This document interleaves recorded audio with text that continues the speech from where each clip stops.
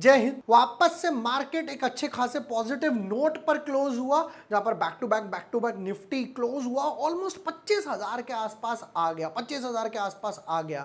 अब वापस से सपोज कीजिए कि ऐसा वीकली ब्रेकआउट स्टॉक मिल जाए जिसमें काफी अच्छी पोटेंशियल हो, बट पोटेंशियल होनी चाहिए तो पेशेंस भी रखना पड़ेगा। P for potential, P for पैसा, पी फॉर पेशेंस, राइट। अब सबसे बड़ी चीज यहां पर यही आती है, लोग पता है चाहते हैं कि मैं आज पैसा डालूं कल वो निकल जाए, डबल ट्रिपल हो जाए, एकदम से इमीडिएट ग्रेटिफिकेशन आ जाए। वो पॉसिबल नहीं है, वो पॉसिबल नहीं है। मिलेगा पर 1-2% मिलेगा। अगर आपको लंबा पैसा कमाना है, ज्यादा पैसा कमाना है, तो पेशेंस भी ज्यादा रखना ही पड़ेगा मेरे दोस्त।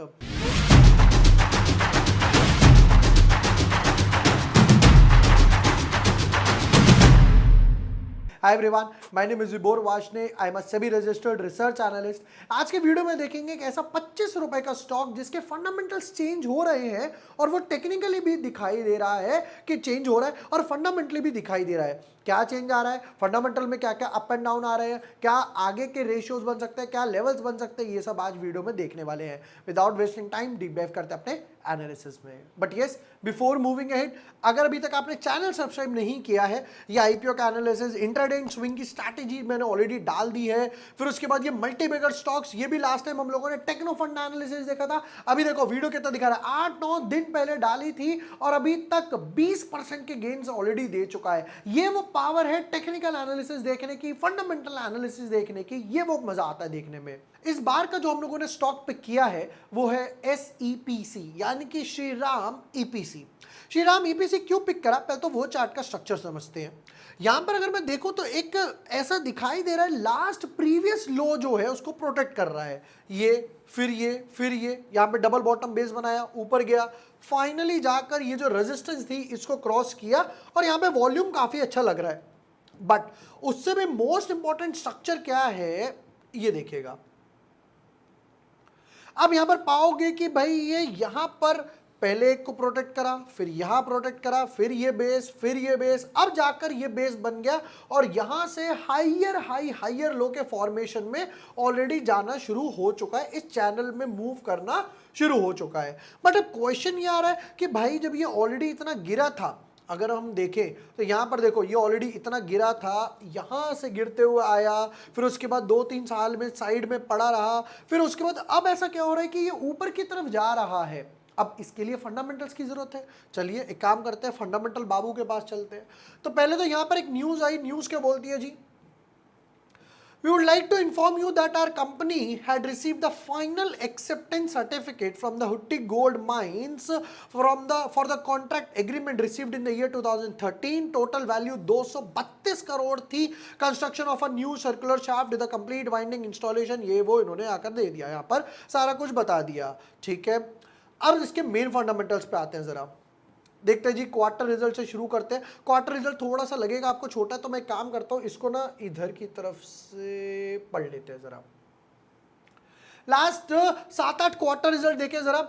60 करोड़, 54, 122, 140, 143, 129, 140, 140, 170। देख रहे हो लास्ट टाइम में सिर्फ एक हल्का सा डिप आया और back to back quarter result ऊपर की तरफ जा रहे हैं। बट क्वार्टर रिजल्ट सेल से मैटर नहीं करता, मैटर क्या करता भैया, प्रॉफिट कितना कमा पा रहे हो मुझे वो बताओ। क्या आप प्रॉफिट में हो वो बताइए। तो ये क्या बोलते हैं जी, उसके टाइम पर हम लोग इसको थोड़ा सा जूम करते हैं तो ये है वो नीचे से थर्ड यानी नेट प्रॉफिट का column. Loss loss loss, 135 crore का लॉस, 30 करोड़ लॉस। चलो एक बार प्रॉफिट में 42, 3, 20। अब यहां से गाड़ी वापस से रिज्यूम होनी शुरू हुई, 5 करोड़, 5 करोड़, 5, 6 और 8 करोड़।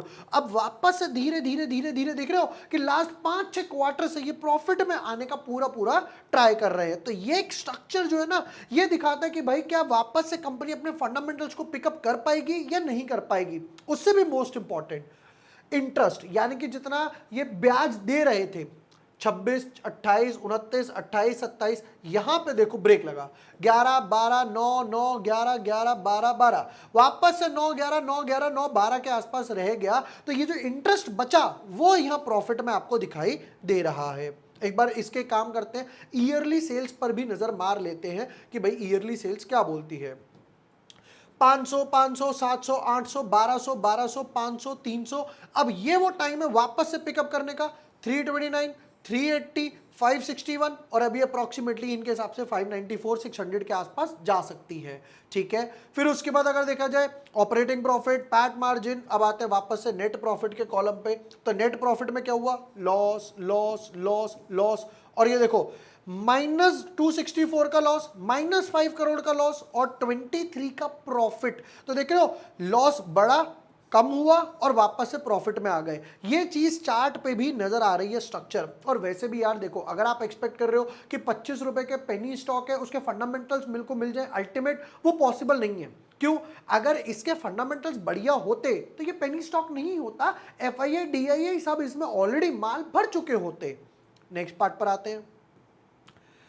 यहां पर देखते हैं जरा कि भाई कंपनी की बोरोइंग्स वगैरह का क्या स्ट्रक्चर चल रहा है। और इक्विटी बेस कंपनी ने वापस से रेस करा है 1300-1400 के आसपास। रिजर्व्स की बात करी जाए बिकॉज ऑफ लॉसेस, तो ये रिजर्व्स नेगेटिव में नजर आ रहे हैं, यहां लिख देता हूं नेगेटिव। बोरोइंग्स का चार्ट अच्छा लगा, 800, 600, 600, 800, 900, 400, 400। अभी देखो यहां पे बोरोइंग्स इन्होंने कम करी, ये अच्छा स्ट्रक्चर दिखाई दिया कि हाँ चलो कम इन्होंने कुछ ना कुछ काम किया है। नेक्स्ट पार्ट पर आते हैं जी, share holding pattern. Promoter holding 28, 28, 22, 47, 47, 31, 26, 27, 27, 26, 37 और 33। यानी इस क्वार्टर में इन्होंने बढ़ाया है सीधा 10% के आसपास स्टेक। एफआईआई ऑलमोस्ट निल है। डीआईआई की बात करें तो डीआईआई ने अपना थोड़ा सा स्टेक घटाया है यहाँ पर 2-3%, और वो बेचारा कहा वो पहुंच गया पब्लिक के पास। पब्लिक का 47 से 43 ही आया है अभी तक, लास्ट 2-3 क्वार्टर की बात करी जाए। चलिए वापस आते हैं इसके स्ट्रक्चर पे। अब यहां पर एक चीज तो क्लियर है कि ये जो कंसोलिडेशन हो रहा है, वीकली चार्ट पे दिखाता हूं, ये जो कंसोलिडेशन हो रहा है स्टॉक इससे बाहर निकलने का, ये जो बॉक्स है इससे बाहर निकलने का पूरा पूरा ट्राई कर रहा है। क्यों? अगर आप चार्ट का स्ट्रक्चर देखोगे अब आपको क्लियरली दिखाई देगा कि यहां पे किस तरीके से ये हायर हाई की फॉर्मेशन में जा चुका है। ये देखो, एक बार, दो बार, तीन बार, चार बार, ये ट्रेंड लाइन को आगे तक धीरे धीरे धीरे धीरे बढ़ाते रहो। जब तक ये ट्रेंड लाइन इंटैक्ट है अपना काम चलता रहेगा। चार्ट को अगर और कंप्रेस करें तो यहां पे दिखाई दे रहा है कि भाई एक कप एंड हैंडल तो चार्ट ने बनाया है। यही चीज मैंने आपको पीसीजी के टाइम भी बताई थी। ये देखो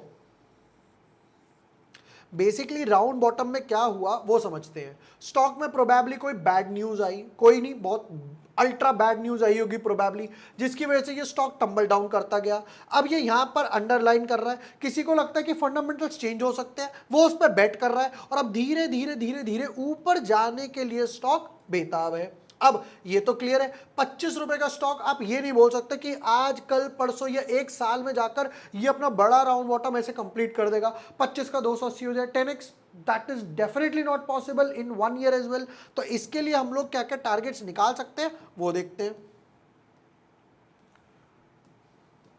देखिए यहां पर पहला टारगेट जो बनेगा वो कुछ ये बनेगा, जाकर समवॉट अराउंड 40 के आसपास, अ गुड रिस्क रिवॉर्ड। फिर दूसरा टारगेट जो बनेगा वो ये बनेगा 50 के आसपास, तब भी मुझे समझ आता है कि हाँ मेरे पास अच्छा है। फिर फाइनली इस रेजिस्टेंस के आसपास ब्रेक करेगा, तब मैं समझूंगा कि हाँ अब ये वाला बनने के लिए बेताब है। यहां पर ये लेवल कौन सा है 80, फिर ये लेवल निकला था 50 और 40, 40, 50, 80, तीन लेवल निकले। उसके बाद कहीं सोचेंगे इसके बारे में, बट उसके बारे में सोचेंगे कब, जब ये तीनों टारगेट मेरे ऑलरेडी हो जाएंगे यहां पर। बट उसके लिए मैं दोबारा से वीडियो बनाऊंगा, 3-4-5 क्वार्टर रिजल्ट आएंगे, एफआईआई डीआईआई या प्रमोटर अप एंड डाउन करेंगे और डेट रिड्यूस करेंगे और नए कॉन्ट्रैक्ट्स वगैरह वापस से मिलना स्टार्ट होंगे, तब मजा आएगा। ये जो दिख रहा है ये जो जंक्शन इससे बाहर निकलेगा तो नॉट मल्टी 10 साल का ब्रेकआउट देगा, ये 2013 का लेवल है, 10 साल का ब्रेकआउट देगा तब ऊपर की तरफ चलना शुरू होगा। बट एक चीज बता देता हूं, पेनी स्टॉक है, लिमिटेड क्वांटिटी में ही बाय करना। क्यों? क्योंकि टाइम लगेगा, फंडामेंटल्स चेंज हो रहे हैं, फंडामेंटल दिख रहा है थोड़े से डाउन है, कंपनी लॉसेस में है और प्रमोटर की होल्डिंग्स 30-40% के आसपास ही है। तो लिमिटेड क्वांटिटी के हिसाब से बाय करना, ये ना हो कि कल पूरी कैपिटल इसमें डाल दो और आप वेट कर रहे हो तो टाइम लगाकर ही ऊपर जाएगा। ये थे SEPC पेनी स्टॉक के detailed analysis, techno fund analysis. और भी कोई स्टॉक है जिस पे आपको एनालिसिस वगैरह चाहिए, कमेंट सेक्शन में उस स्टॉक का नाम कमेंट कीजिए, मैं और मेरी टीम उस पे आपको एनालिसिस प्रोवाइड करेंगे। वीडियो पसंद आया हो share with your friends, like and subscribe. Thank you for watching the video. Lots of love.